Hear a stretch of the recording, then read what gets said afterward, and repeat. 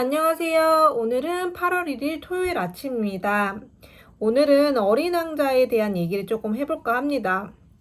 제가 어제 어린 왕자 앞부분을 조금 읽게 됐거든요. 거기서 느낀 게 있어서 그 내용을 좀 공유해 볼까 해요.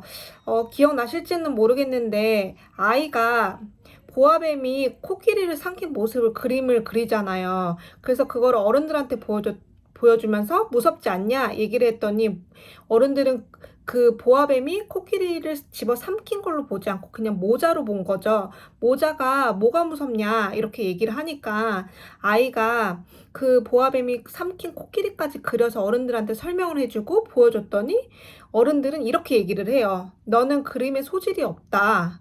역사, 수학, 지리 같은 공부를 해라. 이렇게 얘기를 하거든요.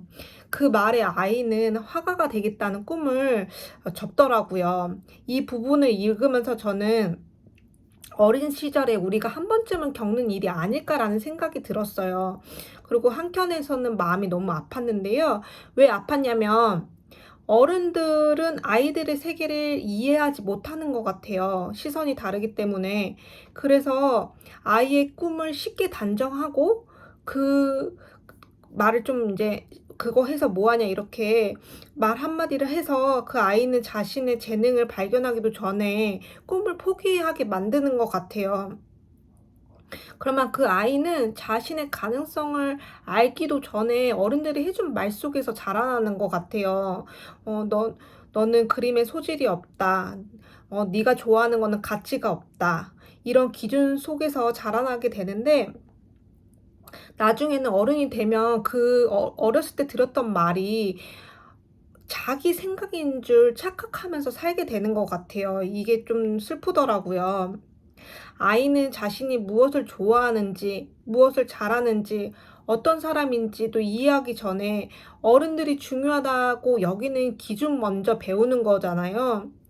그래서 그렇게 성장한 저도요, 어른이 된 저도 제 취향과 꿈이 보잘것없다고 생각을 했었고, 그리고 제가 매번 선택할 때마다 자신감을 잃었던 게 다 이런 이유가 아니었나라는 생각을 해보게 됐어요.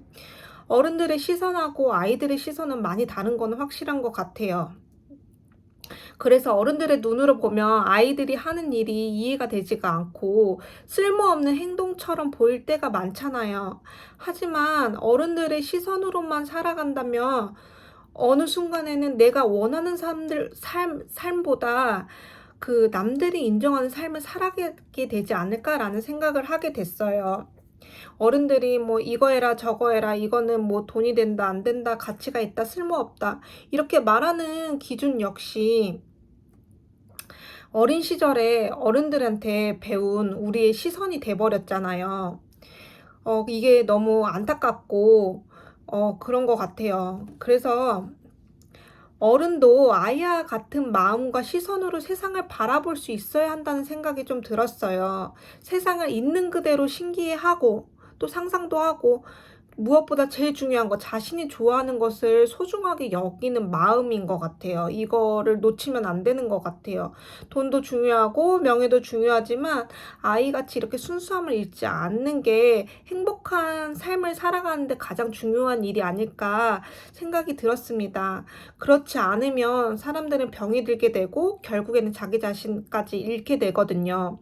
여러분들도 내가 하는 생각이 어쩌면 어렸을 때 어른들이 나에게 심어준 생각일지 몰라요. 그거를 좀 발견해내고 내가 좋아하는 것들을 좀 소중하게 여기는 마음을 가져보는 게 어떨지 그래서 이 생각을 좀 공유해보게 됐습니다.